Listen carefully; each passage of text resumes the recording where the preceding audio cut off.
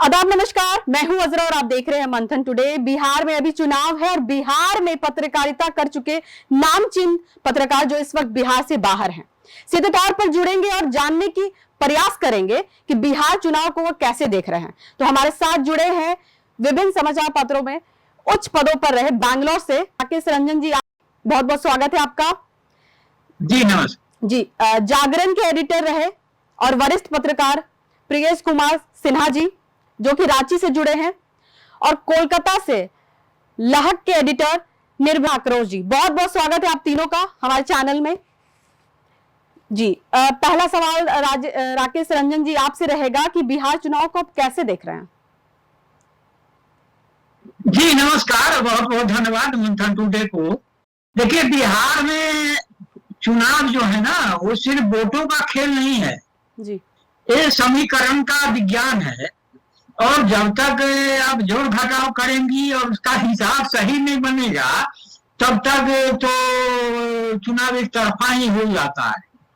और आज के तारीख में जो परिस्थितियां हैं बिहार की, उसमें आप देखेंगे कि खास तौर से बिहार 2000 से शुरू करिए तो बिहार 2000 से जहां जा रहा है, हम लोग उस दौर में बिहार में ही थे और कई साथी हैं हमारे, सिराज अनवर जी भी पुराने साथी रहे हैं और हम लोगों ने उनके साथ लंबी पत्रकारिता की है और देखा है, लालू जी का अवसान देखा है, नीतीश जी का उभार देखा है। उस दौर में यह भी देखा है कि जब बिहार की धरती पर जब एपीजे अब्दुल कलाम होते थे राष्ट्रपति, उनको एक आदर्श माना जाता है, तमाम चीजें हुई थी। और जब वो आए थे और सुंदर सिंह भंडारी उस समय बिहार के राज्यपाल होते थे और वहाँ जब राष्ट्रपति शासन लागू किया था, तमाम चीजें हुई थी। और नीतीश जी 10 दिनों के लिए, हमको लगता है 10 दिन के भी नहीं हुए थे, हमको लगता है कि उन्होंने जब फ्लोर टेस्ट पास नहीं किया था, तमाम चीजें थी।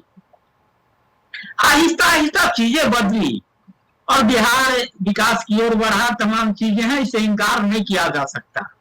लेकिन आज के तारीख में बिहार में एक बहुत बड़ा सवाल है कि भैया आप जनगणना करवाते हो, जनगणना तो हुई नहीं है लंबे अंतराल से, आप जाति गणना करवाते हैं, सबकी हिस्सेदारी की बात करते हैं, आप लोहिया की बात करते हैं, आप कर्पूरी की बात करते हैं, बीजेपी के खेमे से आइएगा तो बहुत तरीके के स्लोगन, तो तमाम चीजें हैं। लेकिन आज की तारीख में बिहार विधानसभा के जब चुनाव हो रहे 25 का, जब बिहार का भाग लिखा जाना है तो हिस्सेदारी कहाँ है, हिस्सेदारी किसकी कहाँ है, ये बहुत बड़ा सवाल है। और यही सवाल बिहार का भविष्य तय करेगा। जो मेरे ध्यान में व्यक्तिगत सवाल आ रहे हैं, ये व्यक्तिगत नहीं है, क्योंकि हम बिहार के वोटर भी हैं और तमाम चीजें हैं। तो भैया आपने जो जातीय गणना करवाई, तमाम चीजें हैं, उसमें जो समीकरण है, तो क्या यही पैमाना हो कि आप 10,000 दीजिए, 2,000 दीजिए, 5,000 दीजिए? अब तो फिर क्यों है सब ये जो बखेड़ा और तमाशा है, क्यों है? और हमको लगता है कि आपको क्या चुनाव का एजेंडा क्या होना चाहिए इस बार? देखिए, बिहार का चुनाव का एजेंडा बेशक बेहतरी होनी चाहिए, बिहार का ही नहीं पूरे देश में बेहतरी होनी चाहिए। लेकिन बेहतरी कैसे होगी? आप जो देख रहे हैं, एक जो क्षितिज होता है, क्षितिज मतलब जमीन जो देख रहे हैं, धरातल, जो धरातल पर खड़े होने वाले लोग हैं उनकी क्या परिस्थितियां हैं, उनके साथ क्या चीजें हैं। अब आरक्षण की बात क्यों होती है कि भैया हम एक कमजोर है, इनको थोड़ा परत दीजिए, माने जमीन से थोड़ा उठाइए, फिर आगे ले चलेंगे, इनको आगे बेहतर भविष्य दिखाएंगे और तमाम चीजें होंगी। आहिस्ता आहिस्ता जो चीजें बदली, आज की बात नहीं है। आप तो जो भी कर रहे सवाल और आपके ध्यान में बातें होंगी, जी अनु जैसे संस्थान को बर्बाद करो, इसको करो, और ये तमाम चीजें हो करके आज के तारीख में बिहार से जुड़ा एक बड़ा सवाल यह है कि बिहार के पढ़े लिखे लोग, जिसको कहते हैं तथाकथित पढ़े लिखे लोग, हम उसको पढ़े लिखे नहीं मानते क्योंकि हम ही बिहार के ही हैं और बिहार से ही पढ़े लिखे हैं। अब बिहार में आज एक संस्थान बताइए कि जिसके पढ़े लिखे लोग कहीं जाके कोई बड़ी ताकत बने, कहीं कोई एनर्जी हो उनका, कहीं कोई संवाद कर पाए। सवाल यह है कि आज जेएनयू जैसे संस्थान बंद करेंगे, बिहार के लोगों को आप टुकड़े टुकड़े और क्या क्या जो भी बोल रहा है बोल लीजिए, बोलने के लिए तो सबको आजादी है, लोकतंत्र है। लेकिन सबसे बड़ा सवाल हो रहा है कि आज आजादी भी खतरे में है, बोलने की आजादी। प्रियेश जी पे आना चाहेंगे कि प्रियेश जी, आप इस बार चुनाव को कैसे देख रहे हैं? जी नमस्कार। नमस्कार। देखिए, बिहार चुनाव, जो इस बार का बिहार चुनाव है, वो केवल बिहार के परिप्रेक्ष्य में इसको नहीं देखा जाना चाहिए। ये राष्ट्रीय स्तर पर भी राजनीतिक समीकरण को बहुत हद तक प्रभावित करेगा। जो इंडिया गठबंधन है और इधर जो एनडीए का गठबंधन है, चुनाव परिणाम के बाद इसकी स्थिति पर भी काफी अंतर पड़ने वाला है। क्योंकि अभी से ही जिस तरह से राजद और कांग्रेस में खटास देखने को मिल रहा है, तो इसका क्या नतीजा होगा ये कहना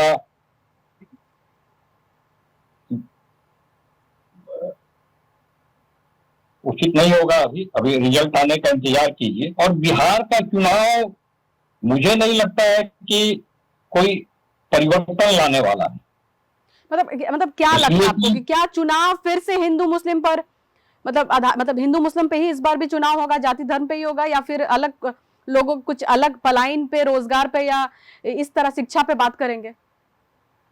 देखिए, रोजगार, पलायन, शिक्षा एक बहुत ही व्यापक संदर्भ है और कोई भी पार्टी वादे और नारे के अलावा इसमें कुछ नहीं कर सकती है।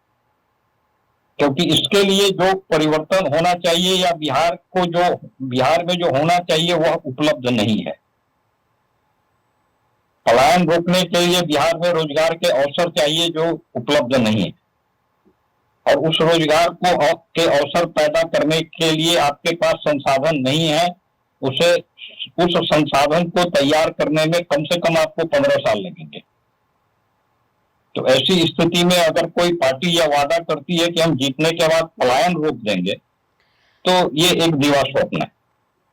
तो अभी आप किसी का भी वादा देख लीजिए तो वो दिवा स्वप्न के अलावा कुछ नहीं है। जी, आपने कहा तो कि सिर्फ जितने लोग हैं वादा कर रहे हैं, लेकिन अभी निर्भय जी, आपसे भी मेरा ये सवाल रहेगा कि आप कैसे देख रहे हैं बिहार चुनाव को इस बार? नहीं, इसमें पहले यह देखना है कि नीतीश कुमार और तेजस्वी यादव की स्वीकारोक्ति का मामला है। क्या नीतीश कुमार की राजनीति का कहीं ना कहीं वो अंत हो रहा है, या तेजस्वी यादव को लोग स्वीकार कर रहे हैं? बिहार के लोग के सामने यह भी जो नीतीश कुमार दिखा रहे हैं कि 2000 पहले का मैंने समय काल और अपने बारे में दिखा रहे हैं, क्या बिहार की जनता इन दोनों में फर्क करेगी, करना जानती है? ये सभी मसले ऐसे हैं कि उसको लेकर के ही जनता कोई फैसला और निर्णय देगी। बाद बाकी चीज जो है, जैसे नौकरी को लेकर, पलायन को लेकर, तो नीतीश कुमार कहते हैं कि हमको जो जितना संसाधन मिला उसमें हमने बेहतर किया। क्या 15 साल में लालू प्रसाद यादव या राबड़ी देवी के शासनकाल में वह सब कुछ हुआ? तो जनता के सामने एकदम क्लियर है। अभी दिल मिले हैं, ये दल मिले हैं, मैंने कांग्रेस और राजद के बीच में दोनों नेता आए, सीएम फेस की उन्होंने घोषणा कर दी, लेकिन दिल नहीं मिला। लग नहीं रहा था प्रेस वार्ता में कि दोनों का दिल मिला है, और उस तरह से कहीं ना कहीं आज भी कह रहे हैं लोग कि 15 और 20 सीट पर दोनों ये फ्रेंडली फाइट करेंगे। तो इसको सबसे बड़ा के बारे में कहा आपने कि प्रेस कॉन्फ्रेंस आज हुआ और उसमें देखा गया कि महागठबंधन में सारे लोग एकजुट नहीं है।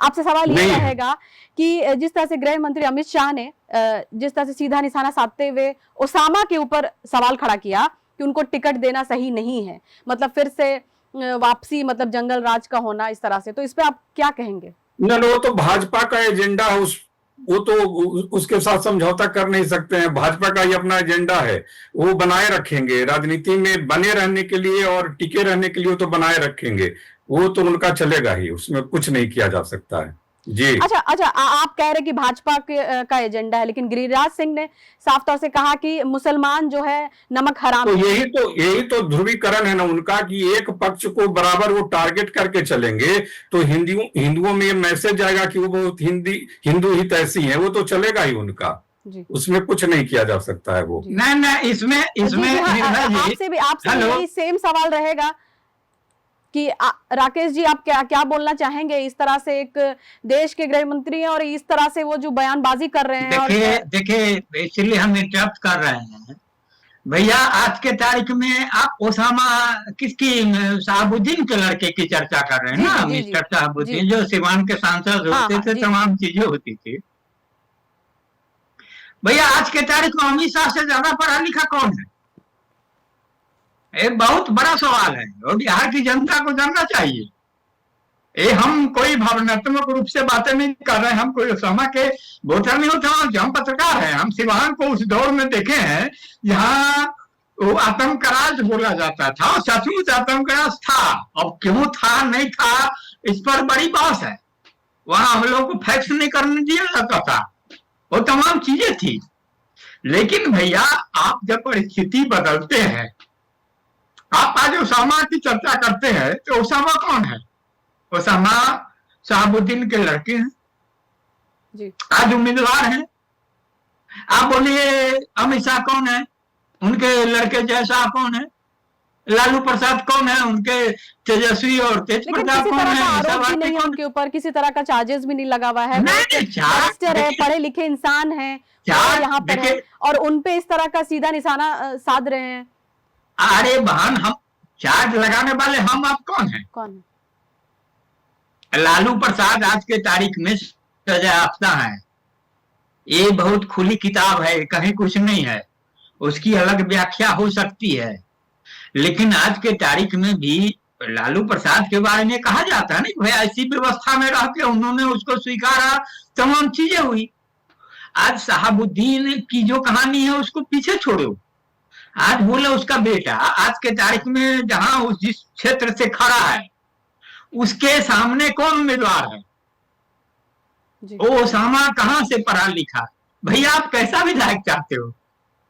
पैरासूट लाओगे, गायक लाओगे, क्या बोलेंगे, तरह तरह का होता है ना। अब क्या करेंगे? क्या उसके शिक्षा दीक्षा में कमी है? कुछ कमी है? अरे होता है ना, कहीं कोई है तो है, किसी का कोई तो किसी का अगर पुत्र है, बेटा है, हुए इतिहास है, उसमें क्या दिक्कत है? लालू जी का भी इतिहास है, राबड़ी जी का भी इतिहास है, तेजस्वी का भी इतिहास है, तमाम चीजें हैं। आप एक ओसामा को बोल करके, और अमित शाह जी अगर ये बात बोल रहे हैं, देखिए बोलने में हिचक नहीं, हमको नहीं बोलना चाहिए। ब्रिज जी सामने है, हमसे बहुत सीनियर है और संपादक है, चीजों को बोलते हैं। लेकिन आप एक बात हमें, आज की तारीख में बिहार के राजनीति में कौन पाक साफ है, कौन धुला हुआ है? और अगर धुला नहीं है तो फिर ओसामा को आप किस चरित्र के बायोडाटा में बांधना चाहते हो? बताओ, सवाल करें जी। अब सवाल ये रहेगा, प्रियेश जी आप क्या कहेंगे जिस तरह से जो आपने अभी बयान गिरिराज सिंह के बयान की बात, चुनाव जा रहा है। हाँ सर, बोलिए बोलिए। ये बयान ही बतला रहा है कि भाजपा चुनाव को किस दिशा में ले जाना चाहती है। और इस तरह के बयान जीत हार के जो भी मायने हो इसके, लेकिन ये सामाजिक और राजनीतिक संरचना के लिए बहुत ही दुर्भाग्यपूर्ण है। वो किसी भी पार्टी से इस तरह के बयान आए, गलत है। अच्छा, एक सवाल आपसे रहेगा ये कि ठीक चुनाव से पहले एनडीए वाले के जितने बाहुबली हैं उनको ठीक चुनाव से पहले रिहा कर दिया जाता है और टिकट दे दिया जाता है, तो उस पर आप क्या कहेंगे? देखिए, धनबल और बाहुबल का प्रयोग तो चुनाव में होता ही है, और कोई भी व्यक्ति जो सत्ता में है उसका फायदा उठाएगा। इसमें कोई आश्चर्य की बात नहीं है, और इसमें इसको आप रोक भी नहीं सकते हैं, क्योंकि यहाँ की व्यवस्था ऐसी है कि इस पर नियंत्रण कर पाना कठिन है। इसमें जनता को, जब तक जनता का विवेक जागृत नहीं होगा, आप इसको रोक नहीं सकते हैं जी। अच्छा, चुनाव किस दिशा में जा रहा है? देखिए, चुनाव किसी दिशा में नहीं जा रहा है, कोई दिशा नहीं है। जो पहले था वही स्थिति है, कोई परिवर्तन नहीं होने वाला है। इसलिए जनसुराज का क्या प्रभाव दिखता है, क्या लगता है? जनसुराज तो खत्म है। जनसुराज का पहले भी कोई प्रभाव नहीं था। जनसुराज सोशल मीडिया पे था, लेकिन अभी उनका कहना है कि धरातल पे हम हैं। नहीं, धरातल पे नहीं थे। धरातल पे वो तब आते जब वो चुनाव में कुछ करके दिखाते, प्रत्याशी के रूप में कुछ करके दिखाते, खुद चुनाव लड़ते कहीं से किसी सीट से, जी तो जन सुधार देखिए, आम आदमी पार्टी का जो प्रयोग है वो विफल होने के बाद लोगों में काफी निराशा है। जी और अब उस तरह का प्रयोग जो है 20 साल के बाद ही किया जा सकता है, जी इसलिए कि जो लोग उसको देख चुके हैं, समझ निर्भय जी, चुके हैं, वो निर्भय जी से एक सवाल रहेगा। आएंगे नहीं। निर्भय जी, क्या लगता है कि इस बार दोनों गठबंधन है कि एनडीए एक महागठबंधन है, क्या लगता है भारी कौन है दोनों पे?